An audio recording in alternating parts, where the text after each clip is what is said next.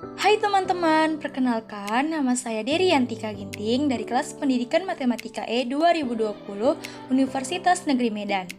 Di sini saya akan membahas mengenai kalkulus integral. Tahu nggak sih integral dibagi dua, yaitu integral tentu dan integral tak tentu. Namun yang kali ini saya bahas adalah integral tentu. Yuk kita lihat. Nah, selanjutnya apa-apa saja sih yang akan kita bahas di bab integral tentu ini? Pertama yaitu, apa itu integral tentu? Yang kedua, sifat-sifat umum integral tentu. Nah, sifat-sifat umum ini yang akan membantu kita menyelesaikan persoalan integral tentu dari suatu fungsi. Yang ketiga, metode substitusi integral tentu. Dan yang terakhir, luas daerah di bawah kurva. Nah, misalnya teman-teman ingin menghitung luas tanah rumah teman-teman. Tentu, kita bisa menggunakan integral tentu ini. Dan ini merupakan awal kenapa integral tentu itu ada. Baiklah, langsung saja kita masuk ke pengertian dasar integral tentu. Nah, di sini merupakan awal mula terjadinya integral tentu, di mana kita dapat menghitung luas daerah kurva di bawahnya. Contohnya seperti jika kita memiliki fungsi konstan, yaitu y sama dengan fx, otomatis fungsi konstan itu dapat kita buat grafiknya lurus seperti ini. Dan kalau kita ingin menghitung luas daerah di bawah kurvanya atau yang diarsir ini, maka kita bisa menggunakan rumus luas persegi panjang.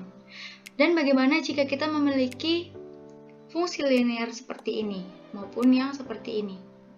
Nah, untuk menghitung luas kurva di bawahnya atau yang diarsir ini, kita bisa menggunakan rumus luas trapesium maupun segitiga.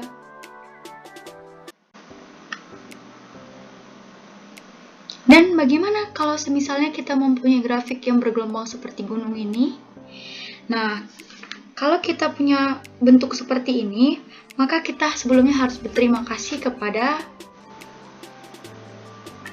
Bapak George Fritz Bernhard Riemann, karena beliaulah yang telah menciptakan atau menemukan cara untuk menghitung luas daerah di bawah kurva yang bentuknya seperti ini.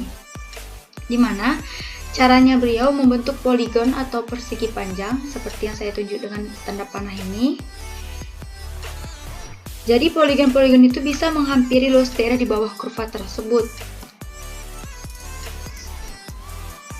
Nah, dengan cara Bapak tadi atau beliau tadi, kita bisa menghitung luas daerah di bawah kurva ini. Sekarang kita ilustrasikan, kita memiliki kurva Y sama dengan fx. Dan kita ingin menghitung luas di bawahnya, yaitu dari ujung A sampai ke ujung B. Maka kita bisa menghampirinya dengan poligon seperti ini atau berbentuk persegi panjang ini. Sehingga kita akan membentuk banyak persegi panjang, di mana persegi panjang ini dibagi dengan lebar yang sama, dengan yang kita simbolkan atau kita namai dengan delta xi. Namun dengan tinggi yang berbeda-beda, kita simbolkan dengan fxi. Nah, dari sini kan kita dapat nih rumus persegi panjang itu adalah panjang kali lebar. Maka dapat kita ubah menjadi fxi dikali delta x, sesuai panjangnya itu fxi, lebarnya itu delta x. Maka karena banyak persegi panjangnya dari ujung A sampai ke ujung B, maka kita tinggal menjumlahkan semua rumus luas persegi panjang. Seperti yang saya tandai ini. Namun bisa kita singkat dengan sigma I sama dengan 1 sampai N dari rumus luas persegi panjang, yaitu fxi dikali delta x. Nah, dengan catatan, semakin banyak kotak maka ruang kosong jadi semakin tertutupi. Ruang kosong yang ini akan tertutupi dengan poligon-poligon yang kita bentuk. Sehingga delta xi-nya akan semakin kecil dan otomatis dia makin banyak karena makin menyempit sampai ruang kosong tersebut tertutupi. Sehingga kita bisa menggunakan rumus limit n dekati tak hingga sigma I sama dengan 1 sampai N dari rumus luas persegi panjang. Nah, dari sinilah muncul notasi baru, di mana bisa kita baca dengan integral tentu dari fx terhadap x dengan batas A sampai B, seperti yang saya tunjukkan dengan tanda panah ini.